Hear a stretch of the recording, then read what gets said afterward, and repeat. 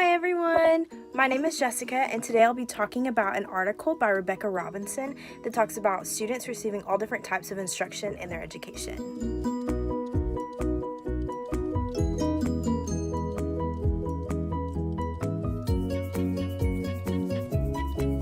In classrooms today, many mid-level students are sitting in classrooms all day just listening to one type of instruction. Lecture.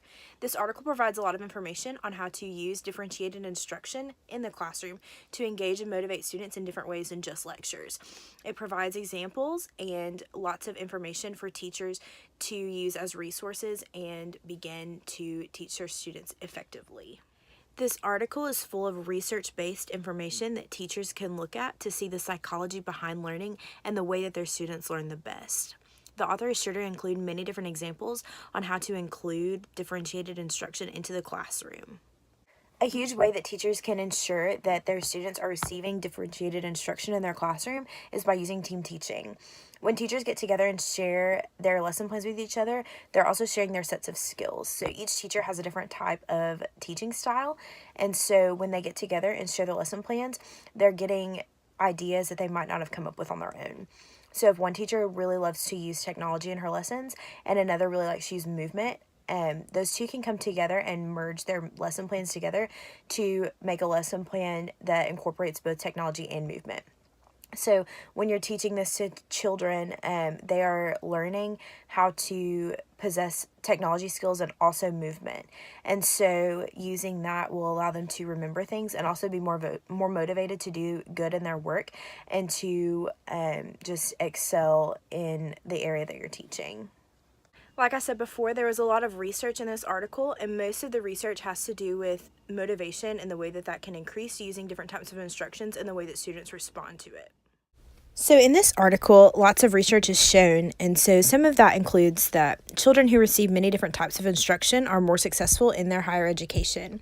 So children who receive different types of instruction typically go on to be more successful in high school and college just because they're well-rounded and they have a lot more experience of the things that they can do in the classroom, and that's all thanks to the teacher. And so teachers should be including different types of instruction into their lessons to improve student achievement in higher grades.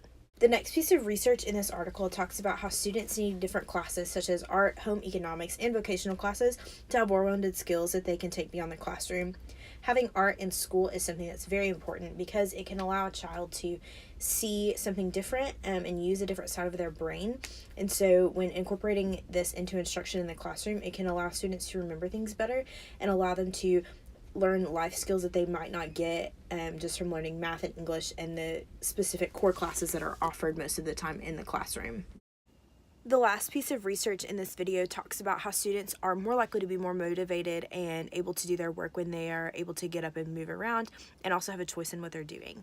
So if a student is in a classroom and they have to sit down all day, chances are they're going to get bored after a while, and when kids get bored, then trouble happens and they get in trouble and they get distracted. So if movement is incorporated into the lesson, then they're not going to have to sit down all day and they're going to be able to get up and move freely. And so chances are they're going to be more motivated to complete their work so that way they can use the movement part of the lesson as a reward. Also, if a student is given a choice in two different assignments and one of them just happens to be something they love to do, then they're going to want to do that instead. So instead of having assignments that just one assignment for everyone to do, then maybe giving a choice of assignments will help students learn better and also be more motivated to do their work and learn the actual skill that's being taught. So now that we've talked about how good differentiated instruction is in the classroom and what it does for students, what are some practical ways that we can incorporate differentiated instruction into our classroom and make sure that students are getting the most that they can get?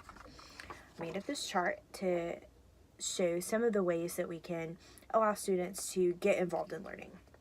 So one of those ways can be just some healthy competitions.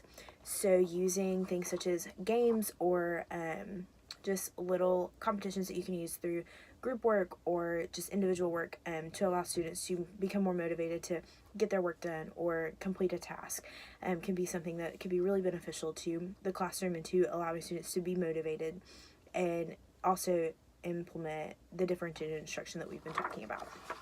Another way that students can get involved is service learning, and so just doing simple projects or service work around the classroom or around the school can allow students to take pride in where they're at and to take pride in their work and the things that they're doing for your class.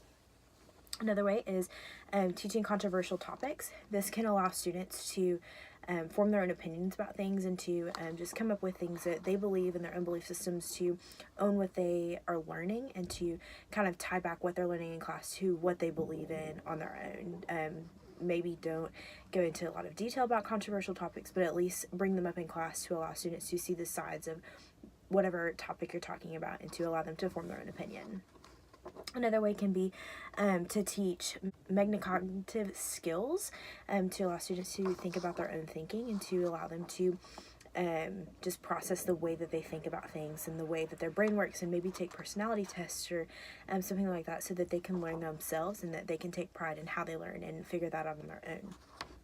And the last way is to allow students to participate in social learning. Kids don't do well when they don't get to talk to anyone or just have to sit and be quiet all day. And so using social learning can allow students to process things verbally if they're verbal learners, and that way they can talk to their friends, talk to their peers, and get different insights, and different kind of group work and discussion can really help that in the classroom. This article was super helpful, and it really helped me learn a lot about differentiated instruction and how to incorporate that into my own classroom, and it also provided a lot of research-based methods to incorporate into the classroom and to back up what the article was saying about differentiated instruction. And so I'll definitely be using this in my own classroom, and I hope you guys enjoy. Thanks for watching.